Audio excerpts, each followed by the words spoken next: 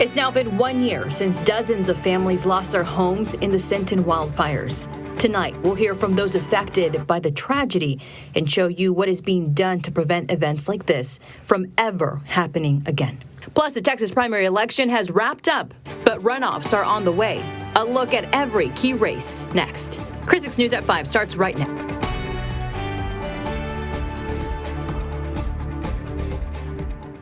Thank you for joining us. I'm Clara Benitez Cortez. We start tonight by looking back to 1 year ago when dozens of families had their lives forever changed when a wildfire broke out in Sinton.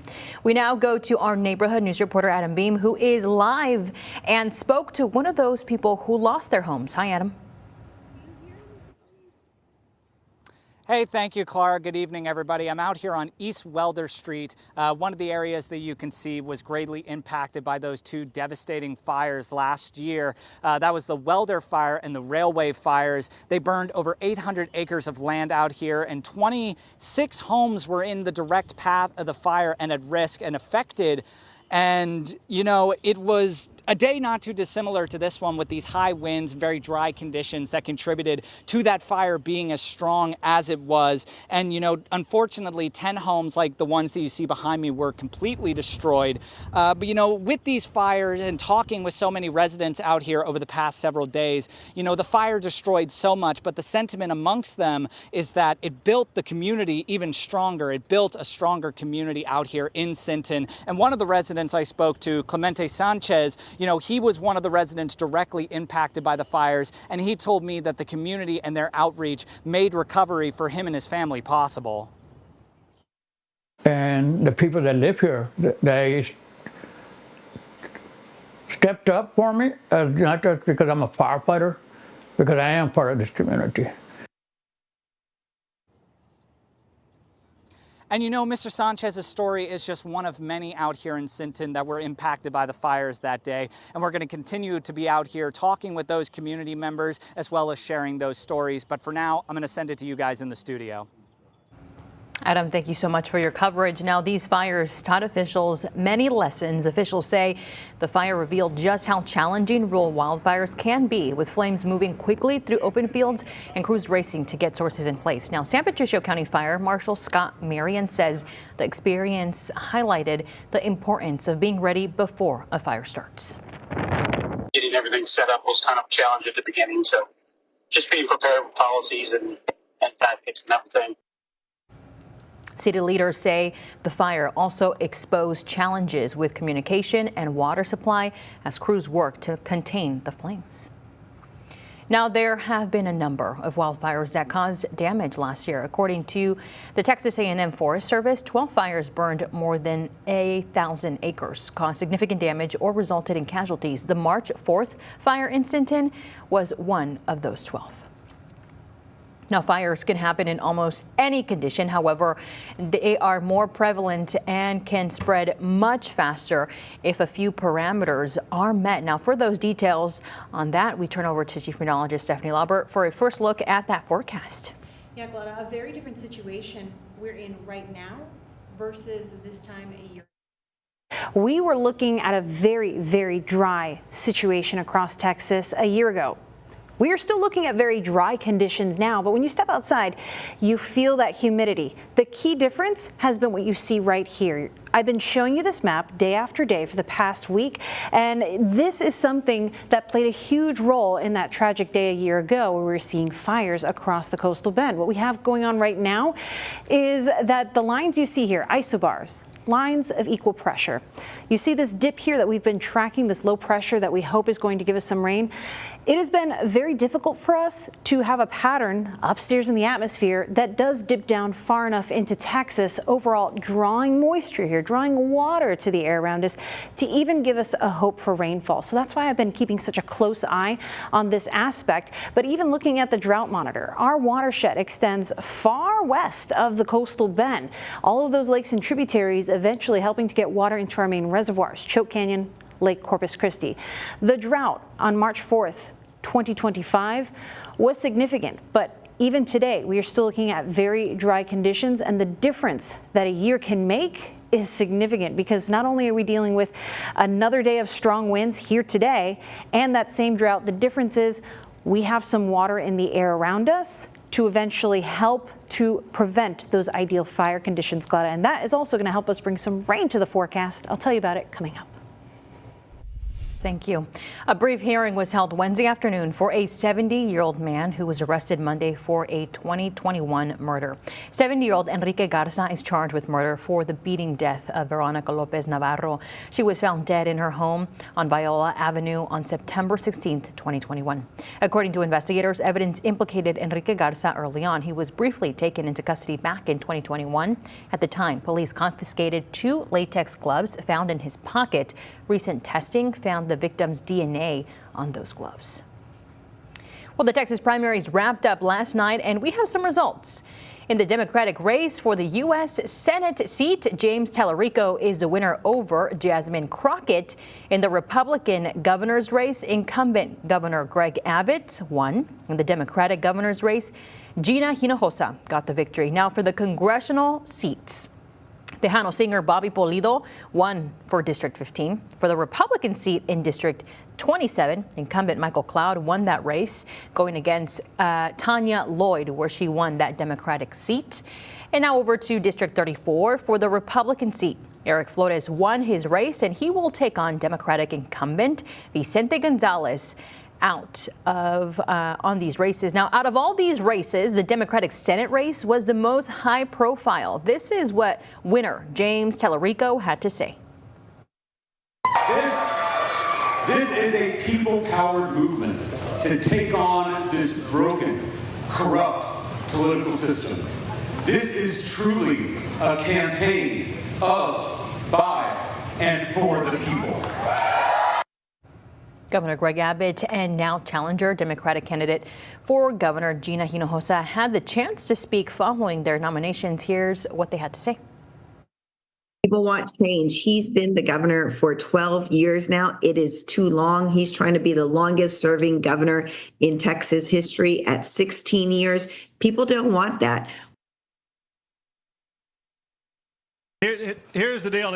It was just common sense what we did when you have these dangerous socialist judges in cities, by the way, like Austin, Texas, and Houston, Texas, who let dangerous criminals out on the street, murderers out on the street. And we said we will not let that happen. There is a handful of races headed to a runoff. A runoff occurs in statewide races when no candidate gets 50% of the vote. Now, the Republican Senate race will be a runoff matchup between incumbent Senator John Cornyn and current Attorney General Ken Paxton. Neither candidate got more than 42% of the vote. The Democratic Lieutenant Governor race will be between Vicky Goodwin and Marcos Velez. Both Attorney General races are also headed to a runoff on the Republican side. Mays Middleton will face Chip Roy. And for the Democrats, Nathan Johnson will face Joe Jaworski. Both Ken Paxton and John Cornyn attacked one another in their post-election speeches last night. Take a look. And for too long, he sold us out to Democrats, even siding with Joe Biden to push the worst gun control bill in decades. Those days are coming to an end. Character is on the ballot. Ken Paxton doesn't believe that that matters. He believes that all of his misbehavior and his scandals are sort of baked in the cake, and he's won a couple of elections since much of that has come out. But there's much more that will come out in the runoff, and which will demonstrate his runoff election will be May 26th. Early voting for the runoff will be from May 18th to May 22nd. For more details on all election material here in Texas, just scan the QR code on your screen or go to our website, christv.com. Both houses of Congress are debating a war of powers resolution to limit presidential authority in Iran. The Senate was set to vote on such a bill today, while the House is debating a separate resolution. Here's what House Speaker Mike Johnson had to say. Okay, thank you. We're not at war right now. We're 4 days in to a very specific, clear mission, an Operation Epic Fury. As of right now, experts say a war of powers resolution is not expected to pass through Congress.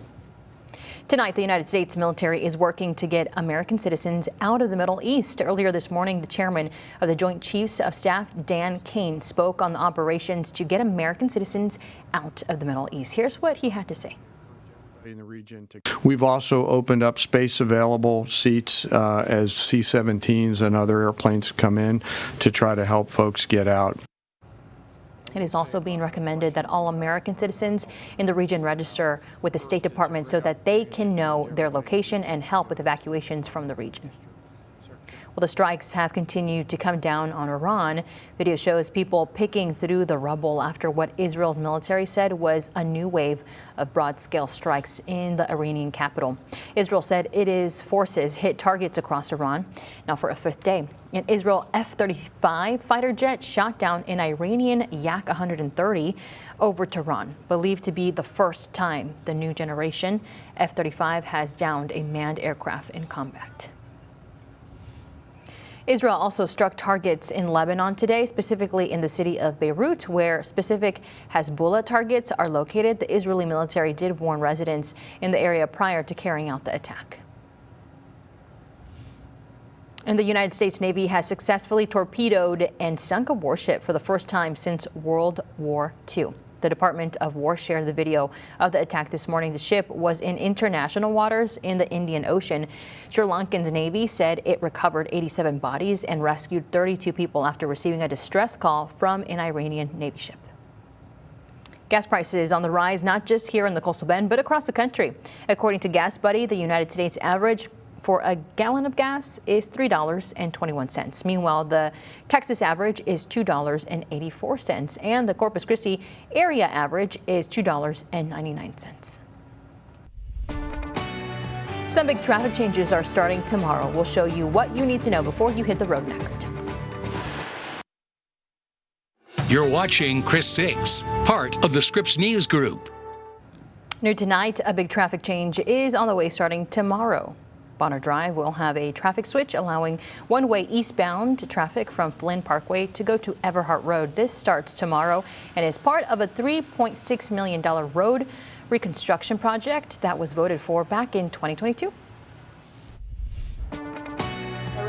Right, we've got a very humid situation outside, and you know what? It's all going to pay off. So how much longer until we start to see some showers in your neighborhood? I'll be timing that out for you coming up in your full forecast. That's next.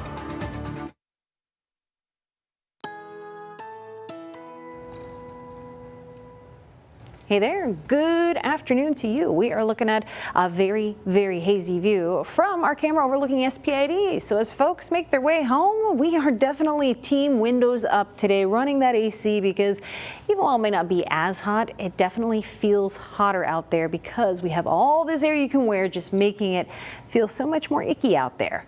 This is a good thing. This is something to celebrate. This is something we didn't have 1 year ago today. And because of all this water sitting in the air around us, even though it's very windy, even though we have plenty of crunchy grass around, we can be thankful that our fire threat is much lower a year later. However, we're going to be in a much better place if this forecast comes to fruition. I think we're going to have some help from upstairs in the atmosphere to tap into all of this mugginess and make for some rainfall across all of our neighborhoods. So we have a couple of opportunities to do that. I think this is the day that has been a very long time coming where I have so many rainy day icons on my 7-day forecast. So I hope you'll stay to watch that. But right now we've got warm weather and a whole lot of humidity and hope for those rain chances. 81 right now at the airport. Look at this. Sustained winds from the southeast at 28 miles per hour. The gusts have been even higher. 76 right now in Rockport, and still a bit of a breeze out there southeast at 16 miles per hour. So even though we are not dealing with fog out there, that haziness is limiting some visibility out on the coast down to 6 miles of visibility. That's the worst we've got. It's not too bad overall, but it does go to show we are definitely seeing a shift in the situation. So taking a closer look with the Chris 6 Neighborhood Weather Network, we're taking things over across Corpus Christi from the Bay Area down to the south side and out to the Bluff. We've had kind of a mixed bag with the wind readings today, and some of that may be just because of the position of some of these readings, but at times it's also your relation to the wind direction. Yesterday was more of a south-southeast wind, and today we're seeing a bit more of a southeast. So that gets a little more of a fetch off of the Gulf, but sometimes can be read differently by your meters. Either way, it's been breezy. We've seen wind gusts in the teens to the 20s, and our wind gusts for many of our official reporting stations have shown what a blustery day it has been. Either way, that wind is bringing in a lot of water, keeping the atmosphere around us very juicy, very muggy, and that's exactly what we need just in time for the big weather pattern to change. So that won't be any different. You may have noticed a little drizzle on your windshield either later last night or early this morning. It goes to show you how unsettled the atmosphere is, and that is going to be a pattern we notice the next couple of commutes, so keep that in mind. So when do we finally get to make some progress on this side of the equation? Well, for March, we're behind by 0.3 of an inch of rainfall on March 4th. For the year, we're getting closer to that 3-inch rainfall deficit, but we're not quite there yet. And right as we're starting to approach that mark, we may dial it back. Humidity stays abundant over the next couple of days, very humid conditions. So here is how the atmosphere is going to change to help us out. Right now, we don't really have any weather systems to do anything for us. We're getting into spring, so cold fronts are going to be farther and farther between. But upstairs in the atmosphere, we can get a little bit of help to make way for storm systems to come our way. And that's where we've been watching this significant dip across the southwest, and that is making its trek to Texas. We're still a couple of days out, but this is right on time for this time of year. March, we tend to see a big increase in the rainfall. So here's a look at the next 7 days. Temperatures are going to be warm. A ribbon cutting marks a big milestone for hundreds of kids in the community. A nearly $4 million renovation has transformed the home of the Oil Belt Little League and Little Miss kickball programs. The county-funded project brought new concession stands, restrooms, dugouts, storage facilities, and lighting to the park. County officials say the park had gone overlooked for years before the project was approved. One coach who has been with the program for 45 years says the upgrades will leave a lasting mark.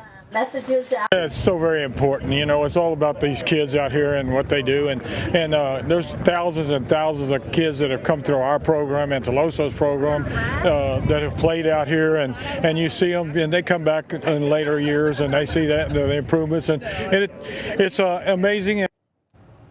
Commissioner Mike Pesley says the project came in under budget and that costs were closely monitored throughout construction. Gregory Portland ISD had plenty to celebrate this morning, and they brought the whole community along for it.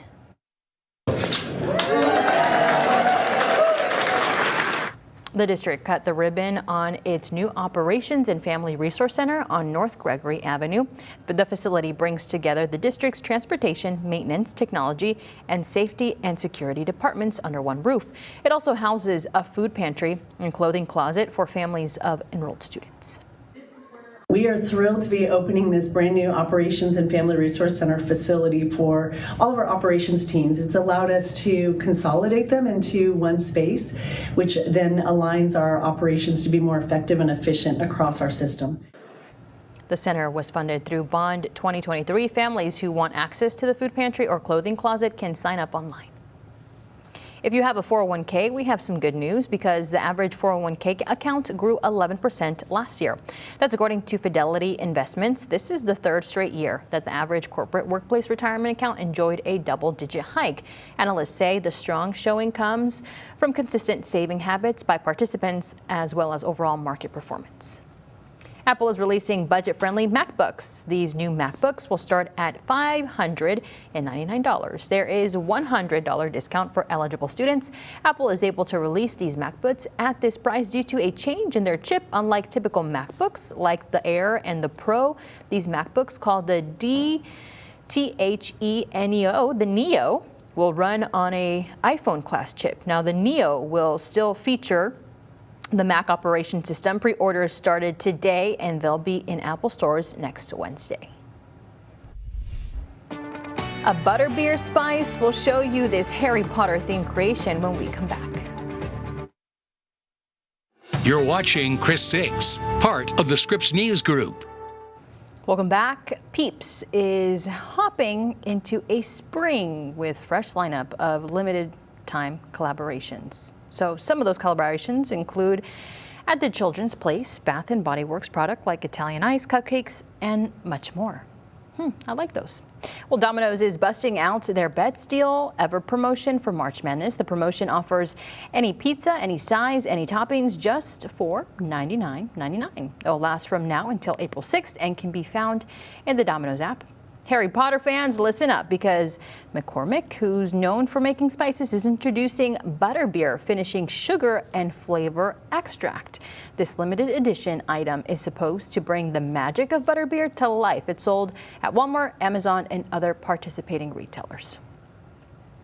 All the yummy stuff to make us hungry. And you like Peeps, and I like Peeps. Yes, we are, I think, a very rare breed, because I love Peeps, and haters just going to hate, I guess. But we are peeping a view of these rain chances. Your eyes do not deceive you, y'all. I think we may see a bit more rain as we head into the end of this weekend, beginning of next week. So this is a 7-day accumulation. The blue you see there, an inch of rain for us here, and a couple of inches in the watershed. So it's something to be excited for.